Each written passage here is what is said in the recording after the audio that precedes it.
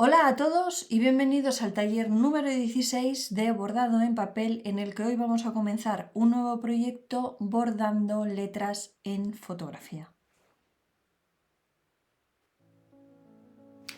Bien, como veis, yo tengo aquí una imagen con un formato bastante diferente de lo habitual. Siempre tendemos a hacer los formatos más bien rectangulares, ya sean en apaisado o en vertical.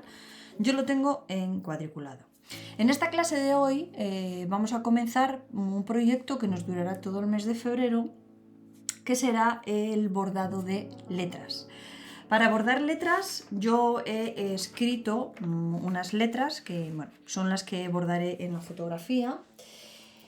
Unas letras que la diferencia en las letras en general, dejando aparte lo que es el tema del bordado fotográfico o del bordado en general, las letras pueden ser de dos tipos. Las letras que son rectas, como son las letras de cualquier libro cuando lo abrimos, ese tipo de letras que son rectas, que son independientes, etcétera, etcétera, y que son también fáciles de bordar, en el sentido de que se pueden bordar con mayor o menor complejidad dependiendo de lo que nosotros queramos hacerle. Bien, yo he optado por una letra caligráfica, que la diferencia entre ese tipo de letras que os digo y la caligráfica, que sería esta, es que son letras ligadas, es decir, tienen ligaduras. Las ligaduras es lo que se llama lo que hay entre letra y letra, son estas hileras, ¿no? Esto sería una S, aquí acabaría la S y esta parte de la U sería la ligadura. Esta parte de la U hacia la N sería la ligadura. Quiere decir que todas las letras están unidas, porque yo voy a trabajar con un cordoncillo, con el punto cordoncillo. Y lo que voy a hacer en este trabajo es poner la misma palabra 3 veces, es decir, la voy a bordar aquí, la voy a bordar aquí y la voy a bordar aquí. Teniendo en cuenta que una será en un tercio superior, otra será en el centro de la foto y otra será en el tercio inferior. Y como veis también tengo ya las perforaciones hechas.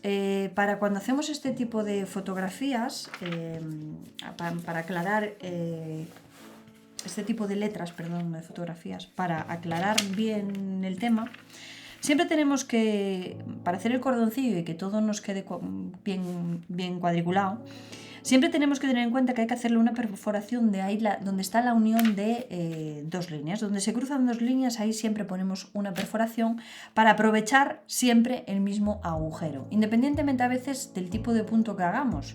Yo en este caso voy a hacer un paso atrás, un cordoncillo, pero podría ser pues cualquier otro tipo de punto. Podría ser una bastilla, podría ser un pespunte, podría ser una mano alzada, lo que quisiéramos. Pero siempre tener en cuenta que en donde se cruzan las líneas, ahí siempre poner un agujero, una perforación. Y donde hay ángulos, que obviamente aquí sube hacia arriba, es ascendente, y luego viene una descendente, es decir, hay un ángulo muy cerrado y un cambio de dirección muy considerable. Entonces aquí una perforación.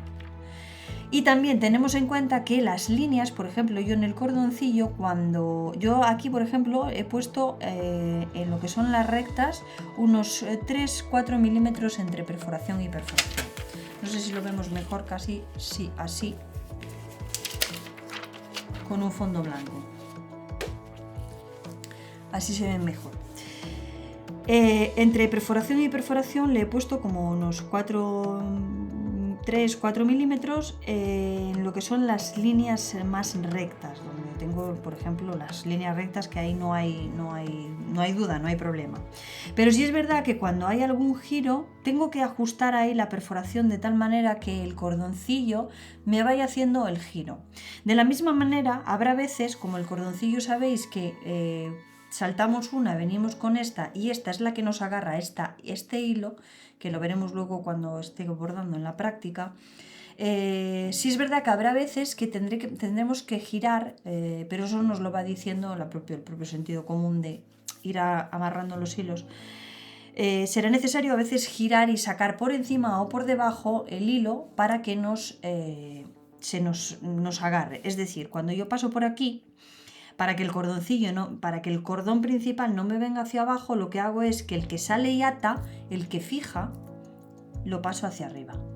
Entonces eso será una manera de ir girando para este tipo de letras y con este tipo de puntos, será una manera de la necesidad de ir girando la fotografía y los puntos en función de las necesidades y de la forma que necesitemos. Las letras no dejan de ser letras y que se bordarán igual que bordamos la práctica en la que hicimos la silueta femenina con el cordoncillo. Había direcciones hacia un lado, hacia otro, había ángulos, es prácticamente lo mismo, ¿vale?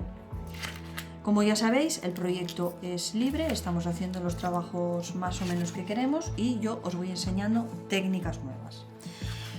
Y la técnica de hoy pues va a ser la del perforado, que es la primera que tenemos que tener en cuenta para la perforación, para el comienzo del bordado fotográfico. Primero tenemos que perforar.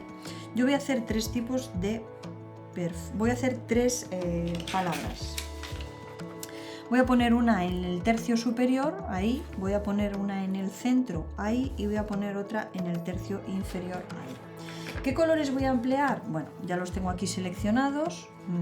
Voy a hacer la palabra sunshine y utilizaré este azul para el cielo, utilizaré este naranja quemado para los girasoles, porque no es un girasol, es amarillo pero también es marrón, entonces para buscar algo intermedio, y utilizaré un marrón, un verde botella oscuro pero que no, bueno, sobresale, ¿no? Es muy parecido a la fotografía, quizás se pierda en la imagen, es muy parecido, pero luego cuando esté hecho y texturizado, pues se verá. Así que en la sesión de hoy lo que voy a hacer son los perforados. Entonces, comenzamos.